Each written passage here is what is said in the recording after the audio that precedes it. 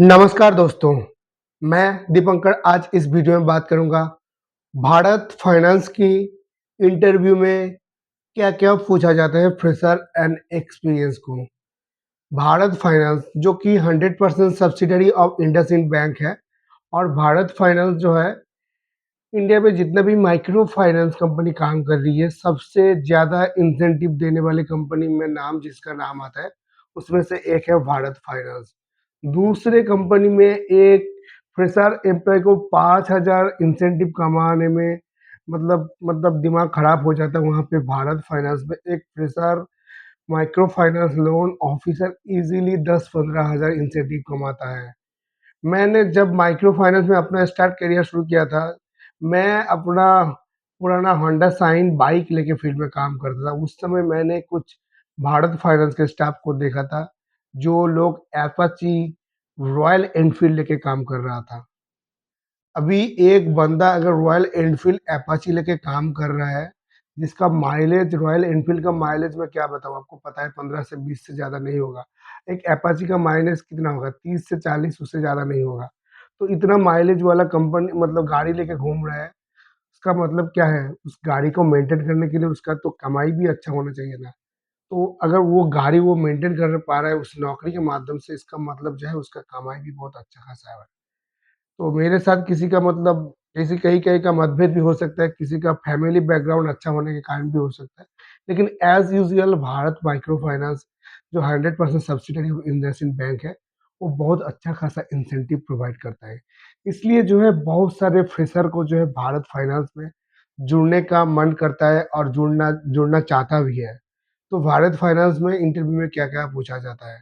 Bharat finance basically micro loan जो है JLG group loan provide करते हैं, joint liability group and business loan provide करता है, अनसिक्योर्ड बिज़नेस लोन जो उनका वीकली कलेक्शन और मंथली कलेक्शन दोनों तरह की कलेक्शन होता है। उसके साथ वो लोग एक रिकरिंग करवाता है। तो मेरा 4 साल के माइक्रो फाइनेंस के करियर में मैं एक बार भारत माइक्रो फाइनेंस में भारत फाइनेंशियल इंस्टीट्यूशन में इंटरव्यू देने गया था। तो मेरे को क्या-क्या पूछा गया था? सबसे पहले मैं आपको बताना चाहूँगा कि कोई भी इंटरव्यू देने से पहले 2-4 चीज़ आपको मेंटेन करना पड़ेगा, क्योंकि कोई भी इंटरव्यू में आपका first impression is last impression है। तो इंटरव्यू देने के टाइम आपका ग्रूमिंग अच्छा होना चाहिए। ग्रूमिंग अच्छा होना चाहिए मतलब एक normal formal pant, formal shirt होना चाहिए। कॉस्टली नहीं होगा तो भी चलेगा लेकिन सफाई अच्छा खासा होना चाहिए, एक फॉर्मल शूज़ होना चाहिए और फिर आप इंटरव्यू में जाके पहुँच जाना है। बेसिकली भारत फाइनेंस में फर्स्ट जब इंटरव्यू देने जाएँगे, मैं जब गया था, तो पहले आपसे बायोडाटा माँगा जाएगा। बायोडाटा पे आपका चेक करेगा, अगर फ्रेशर हो तो भी चेक करेगा, एक्सपीरियंस हो तो भी चेक करेगा। तो ये बायोडाटा चेक करने के बाद पूछा जाएगा कि बोलो आपके बारे में, तो आप अपने बारे में बताएँगे, टेल मी अबाउट योरसेल्फ। वहाँ पे आप अपने बारे में बताएँगे। वहाँ पे क्या-क्या बताना है वो भी मैं आपको बताना चाहूँगा। मैं जब गया था मैं बोला था मैं दीपंकर, मैं 4 साल से माइक्रो फाइनेंस में काम कर रहा हूँ। मेरा घर में मतलब 4 फैमिली मेंबर है, मैं ग्रेजुएट हूँ और मैं मतलब अमुक जिला से बिलॉन्ग करता हूँ। ये सारी चीज़ मैंने अपने बारे में बताया था। तो आपको भी ऐसे बताना है। उसके बाद पूछेंगे कहाँ पे काम किए थे, कितना दिन काम किए थे और क्यों भारत फाइनेंस में जुड़ना चाहते हो? ये क्वेश्चन मेरे को पूछा था। फ्रेशर को भी कुछ ज़्यादा टफ क्वेश्चन नहीं पूछता है, आपका बारे में बताइए, आपके फैमिली में कौन-कौन है, कमाने वाला कितने आदमी है, क्यों पूछा जाता है। माइक्रो फाइनेंस में जब भी आप जाएँगे, एक चीज़ एक मतलब जितने भी माइक्रो फाइनेंस में इंटरव्यू देने जाएँगे जब फील्ड लेवल में, सारे क्वेश्चन के साथ आपको पूछा जाएगा फैमिली मेंबर कितने जन हैं, कमाने वाला कितने जन है। एक्चुअली इस क्वेश्चन के माध्यम से वो आपसे जानना चाहते हैं कि ये जॉब का ज़रूरत कितना है आपके घर में। अगर आपके फैमिली बैकग्राउंड के बारे में जब पूछेंगे, अगर आप बोलेंगे आपके घर में गवर्नमेंट जॉब है, तो भी वो आपको रिजेक्ट तो नहीं करेंगे, लेकिन सच में वो जानना चाहते हैं कि ज़रूरत क्या है? ज़रूरत क्या ज़रूरत है? कितना ज़रूरत है जॉब की? क्योंकि माइक्रो फाइनेंस जॉब में ना प्रेशर बहुत ज़्यादा है। तो एचआर भी नहीं चाहता है कि आप जाके जॉइन करो 2 दिन में छोड़ दो क्योंकि कोई भी कंपनी जब एम्प्लॉयी हायर करता है उनको सच में एम्प्लॉयी का ज़रूरत है। ऐसा नहीं कि कोई भी आदमी जाके जो मतलब जॉब में जॉइन करे 2 दिन ट्रेनिंग लेने के बाद मतलब वहाँ से छोड़ के भाग जाए। फिर कंपनी उनको रिस्पॉन्डिंग कर देगा, फिर दूसरे कोई चैनल पे जाके कमेंट करेगा। तो एक्चुअली एज़ यूजुअल कंपनी वहाँ पे जानना चाहती है कि आपको ज़रूरत क्या है? कि अगर आपका ज़रूरत अच्छा खासा होगा तो आप कोई भी चीज़ को मैनेज करके, उसको हैंडल करके आप जॉब कर लेंगे। लेकिन ज़रूरत नहीं है, अच्छा फैमिली बैकग्राउंड है, आप क्या है मतलब करियर विज़न लेके ऐसे ही चले गए, तो क्या होगा सिचुएशन अगर आपके मतलब साइड में नहीं होगा तो कई कई बार ऐसा मैंने देखा है कुछ बच्चे ने कमेंट किया कि मैं चाय की दुकान में काम कर लूँगा, मैं लेबर का काम कर लूँगा, तभी मैं माइक्रो फाइनेंस में काम नहीं करूँगा। तो ये सारी चीज़ मतलब आता रहता है। वहाँ पे पूछ सकता है कि यहाँ पे आपको सुबह साढ़े 6-7 से मतलब शाम तक ड्यूटी करना पड़ेगा, कोई दिक्कत तो नहीं होगा? ये हो गया मेन काम, ये सब पूछ लेगा। उसके बाद आते हैं मेन फंडा भारत फाइनेंस में इंटरव्यू का।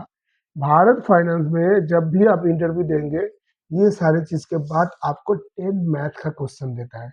ये मैथ का कुछ कौन-सा क्लास का क्वेश्चन आता है? देखिए भारत फाइनेंस में काम करने के लिए ज़्यादा क्वालिफ़िकेशन का भी ज़रूरत नहीं है, 12 पास अगर हो, तो आप आराम से काम कर पाएँगे। तो मैथ आता है जो 10 में जो आप 10 क्लास 8 में जो सरल मैथ किए थे ना, सरल बीजगणित, पाटीगणित बोल के होता है ना, तो बीजगणित का जो सरल अंक होता है, ये सब पूछा मतलब वहाँ पे रहता है। उसके लिए आपको एक जो है पेपर भी देगा राफ़ करने के लिए 10 या 15 क्वेश्चन आपको देगा, उसमें से 60 या 70% आपको मार्क लाना है। तो 60-70% अगर मार्क ला लेंगे, तो आप इंटरव्यू में क्वालीफाई हो जाएँगे। और ये जो मार्क का ये जो मैथ का क्वेश्चन होगा ना, ये ऑनलाइन इंटरव्यू होगा।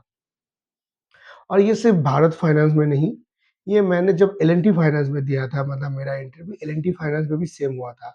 मतलब मेरे बारे में सब कुछ पूछने के बाद मेरे को एक ऑनलाइन ऑनलाइन लिंक भेजा, इस लिंक में टच करने के बाद मेरा कैमरा ऑन हो गया। कैमरा ऑन होने के बाद मेरे को 10 क्वेश्चन था, 10 में से मेरा 8 क्वेश्चन तो ठीक था। क्योंकि मैथ में अच्छा था, मैं थोड़ा उतना अच्छा मैं नहीं हूँ, लेकिन काम चलाने के लायक तो मैं हूँ, तो मैं अच्छा था, मैं क्रॉस कर गया। तो अभी क्वेश्चन आ सकता है फ्रेशर के मन में माइक्रो फाइनेंस में मैथ क्यों पूछा जाता है? देखिए माइक्रो फाइनेंस में मैथ बहुत इम्पोर्टेंट है। पढ़ाई में अगर आप अच्छा नहीं होंगे, तो भी आप माइक्रो फाइनेंस में काम कर सकते हो। लेकिन मैथ में अगर आप अच्छा नहीं होगा, तो आप माइक्रो फाइनेंस में काम नहीं कर सकते। क्यों?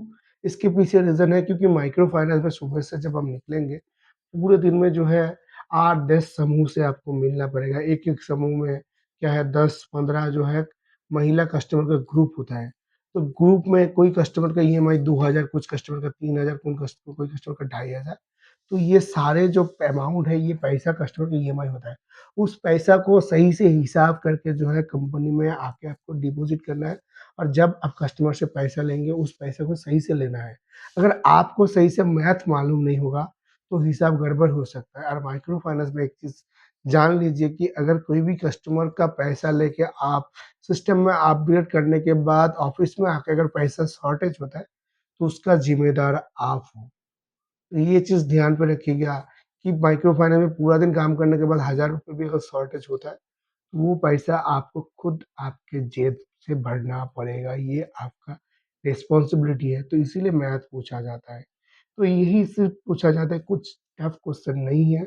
मैथ आपको कुछ बीजगणित अच्छा होना चाहिए या सरल अंक अच्छा होना चाहिए, तब आप आराम से जो है भारत फाइनेंस का इंटरव्यू आप क्वालीफ़ाई कर जाएँगे।